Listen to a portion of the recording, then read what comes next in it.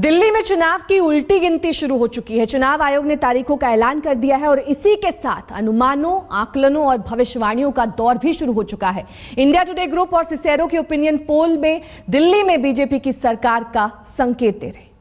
पोल 7 फरवरी Saturday. सरकार की शहादत देने की केजरीवाल की ऐतिहासिक राजनीतिक भूल के 1 साल पूरे होने से 4 दिन पहले ही दिल्ली को नई सरकार मिल जाएगी। यानी 1 साल की सियासी भूल भुलैया में भटकती दिल्ली की राजनीति को नया किनारा मिल जाएगा, बशर्ते दिल्ली का जनादेश साफ और सीधा। यह तभी मुमकिन है जब किसी एक पार्टी को सरकार बनाने का बहुमत मिले। इंडिया टुडे ग्रुप और सिसेरो के ओपिनियन पोल की माने तो वो पार्टी बीजेपी हो सकती है।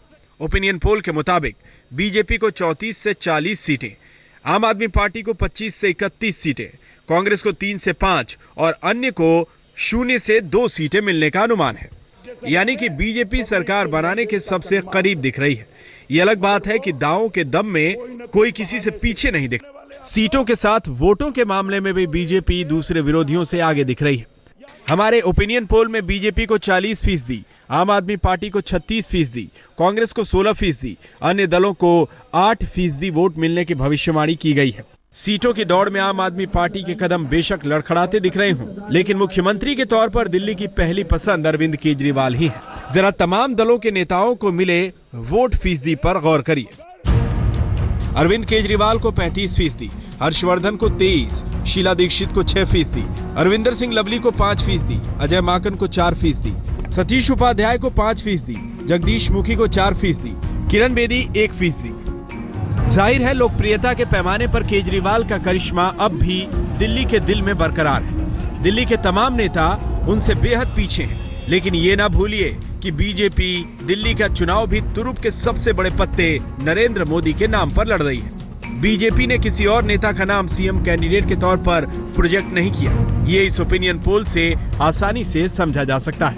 दिल्ली में रीमा पराशर के साथ रवीश पाल सिंह, दिल्ली आज तक।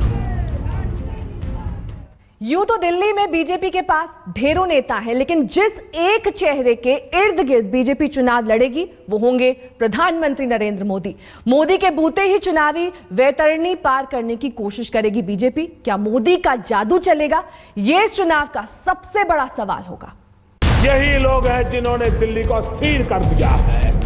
जिन्होंने दिल्ली को स्थिर किया उनको कभी वो पलट बने मत देना भाइयों बहनों। सिर्फ इरादे नेक होने चाहिए, और इरादे नेक होते हैं तो भाइयों बहनों समस्या के समाधान भी होते हैं। 2022 जब भारत की आजादी के 75 साल होंगे, तब हमारे यहां दिल्ली में हर झुग्गी झोपड़ी वाले को अपना पक्का घर हो, ये सपना मैं पूरा करना चाहता हूं। 19,50,000 गरीबों के बैंक के खाते खोलने का काम दिल्ली अकेले में हुआ। ये यूं ही नहीं था। नरेंद्र मोदी का चुनाव के ऐलान से पहले रामलीला मैदान पहुंचना अनायास नहीं था। न उनका अरविंद केजरीवाल को टारगेट पर लेना बेवजह था। सच तो यही है कि चुनावी समर के शंखनाद से पहले ही इस रैली से यह साफ हो गया कि बीजेपी चुनावी यमुना जिस चेहरे के बूते पार करने का ख्वाब देख रही है वो मोदी है। और ये भी साफ हो गया कि खुद मोदी जिस शख्स को दुश्मन नंबर 1 मान रहे हैं वो अरविंद केजरीवाल है। कुछ लोगों की कुछ काम में मास्टरी होती है। जिसमें मास्टरी हो वो ही काम उनको देना चाहिए। मुझे बताइए, जिसको गाड़ी चलाना आता है उसको खाना पकाना दे सकते हैं क्या? दे सकते हैं क्या? गाड़ी चलाने वाले को गाड़ी का काम दिया तो अच्छा करेगा ना। इसलिए जिनको फुटपाथ पर बैठ करके रास्ते रोकने में अच्छा ही मास्टरी है, धरने करने की मास्टरी है, आए दिन आंदोलन करने की मास्टरी है, उनको वो काम दीजिए।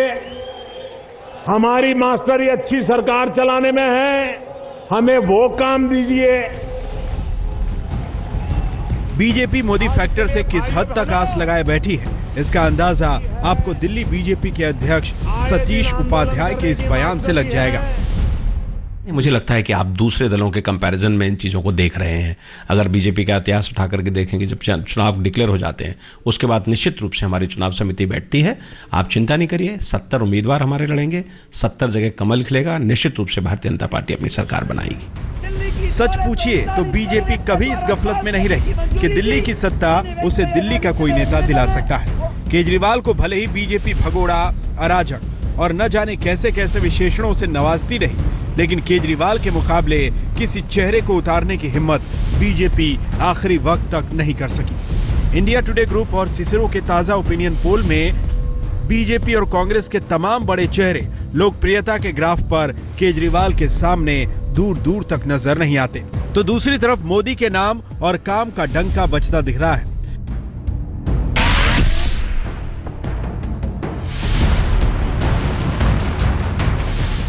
तो लोकसभा चुनाव और महाराष्ट्र हरियाणा की जीत के बाद बीजेपी मोदी नाम केवलम के कवच में खुद को सुरक्षित महसूस कर रही है। खुद मोदी मोर्चे पर उतर चुके हैं। यह देखना दिलचस्प होगा कि मोदी का जादू दिल्ली के दंगल में दम दिखा पाता है या नहीं।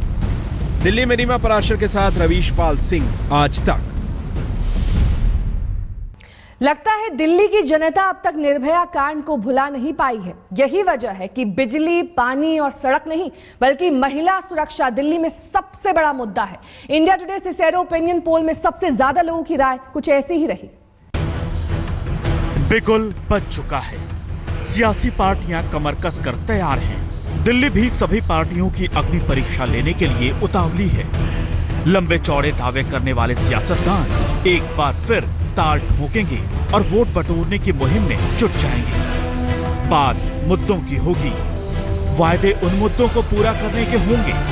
हर बार की तरह इस बार भी अलग अलग समस्याओं से जूझती दिल्ली से वायदे होंगे, लेकिन क्या है राजधानी का असल मुद्दा? कौन सी पार्टी दिल्ली के दिल में जगह बना पाएगी? चुनाव का ऐलान होते ही ऐसे कई सवाल मौजूद हो गए हैं। दिल्ली के सामने चुनौतियों का अंबार है। महंगाई, भ्रष्टाचार, पानी, अवैध कॉलोनी, बिजली और सबसे अहम महिलाओं की सुरक्षा। इन तमाम मुद्दों पर दिल्ली अपना दुखड़ा रोती रही है। सियासी पार्टियां भी रोटी सेंकती रही हैं। एक बार फिर इन्हीं तमाम मुद्दों को भुनाने के लिए शुरू होगी सियासी जंग। लेकिन दिल्ली के लिए सबसे बड़ा मुद्दा क्या है? इंडिया टुडे ग्रुप और सिसेरो के ओपिनियन पोल के मुताबिक 20% लोग मानते हैं कि महिलाओं की सुरक्षा सबसे अहम है। 17% भ्रष्टाचार को मुद्दा मानते हैं। वहीं 12% लोग पानी, 10% महंगाई और 9% लोग बेरोजगारी को मुद्दा बताते हैं।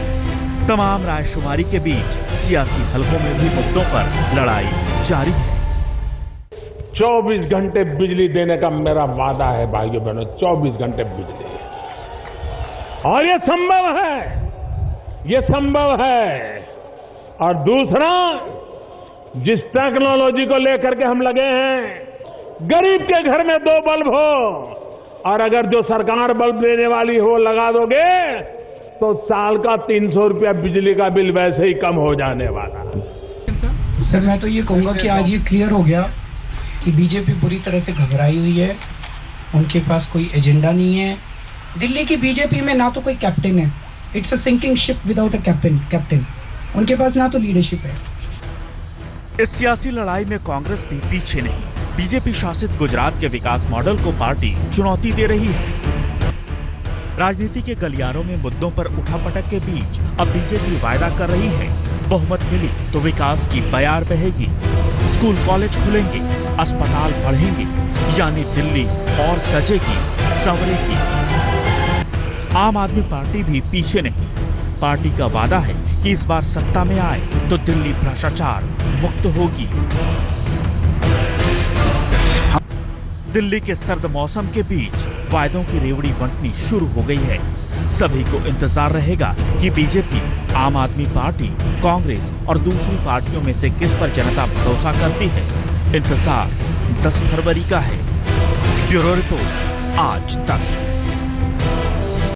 चुनाव की तारीखों का ऐलान हो चुका है और इन तारीखों के ऐलान के साथ ही दिल्ली में सियासी सरगर्मी बढ़ गई है। सभी पार्टियां तैयारियों में जुट गई हैं। आज भी कांग्रेस और बीजेपी दोनों पार्टियों की बैठक है। संभव है कांग्रेस अपनी दूसरी लिस्ट की घोषणा आज कर दे। चुनाव के ऐलान के बाद दिल्ली का सियासी पारा चढ़ गया है। हर पार्टी फौरन गियर बदलकर चुनावी मोड पर आ गई है। बीजेपी अध्यक्ष अमित शाह ने सोमवार शाम को ही दिल्ली के नेताओं की बैठक बुलाई, जो देर रात जारी रही। सूत्रों के मुताबिक इस बैठक में उम्मीदवार तय करने से लेकर चुनाव अभियान को आगे बढ़ाने पर मंथन हुआ। उम्मीदवारों के नामों के ऐलान में इस बार बीजेपी सबसे पीछे नजर आ रही है। सूत्रों के मुताबिक बीजेपी की पहली लिस्ट 14 जनवरी को आ सकती है। इस लिस्ट में 25 या 26 उन उम्मीदवारों के नाम हो सकते हैं जिन्होंने 2013 के चुनाव में जीत हासिल की थी। आज दोपहर दिल्ली बीजेपी की एक प्रेस कॉन्फ्रेंस भी है, जिसमें चुनाव कमेटियों का ऐलान हो सकता है। अगर बीजेपी का इतिहास उठा करके देखेंगे, जब चुनाव डिक्लेयर हो जाते हैं उसके बाद निश्चित रूप से हमारी चुनाव समिति बैठती है। आप चिंता नहीं करिए, 70 उम्मीदवार हमारे लड़ेंगे, 70 जगह कमल खिलेगा। निश्चित रूप से भारतीय जनता पार्टी अपनी सरकार बनाएगी। दिल्ली के दंगल में हाशिए पर सिमट चुकी कांग्रेस भी धीरे धीरे मुकाबले में आने की कोशिश कर रही है। आज कांग्रेस उम्मीदवारों की दूसरी लिस्ट आ सकती है, जिसमें 39 उम्मीदवारों के नाम हो सकते हैं।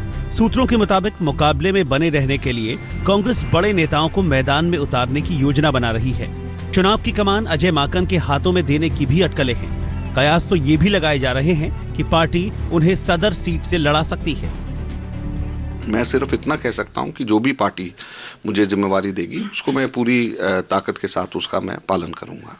यानी चुनाव लड़ने के लिए भी आप तैयार हैं अगर पार्टी कहेगी? जो भी पार्टी कहेगी, जब पार्टी जो दायित्व देगी तो हम पार्टी के सिपाही हैं। जो भी पार्टी दायित्व देगी, जो सही सोचेगी, उसको हम पूरा पालन करेंगे। दिल्ली में आज कांग्रेस वर्किंग कमेटी की भी बैठक होगी, जिसमें संगठन के चुनाव के साथ बड़े सियासी मुद्दे पर भी चर्चा होगी।